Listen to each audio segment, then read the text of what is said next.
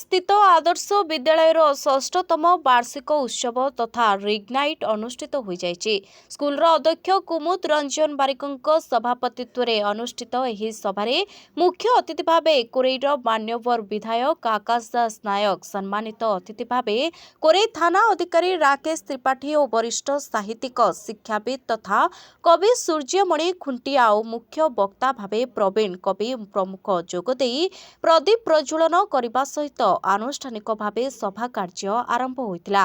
पिलामानंको द्वारा आयोजित होइतिबा प्रकल्प और सुंदर साजसजा पिलामानंको श्रृंखलता मनोभाव देखि विधायक पिलामानंको धन्यवाद देबा सह तांकर उज्जवल भविष्य कामना करथिले।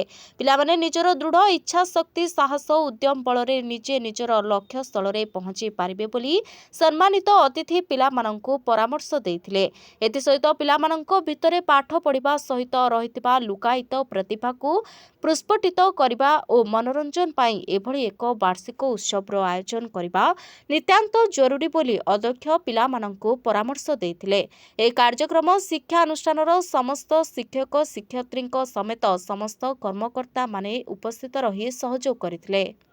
ओडिशा आदर्श विद्यालय बेगना कोरेई एवं पीएमश्री उच्च विद्यालय एवं हाईस्कूल पाणीकोइली दुईटर वार्षिक उत्सव अनुष्ठित हो।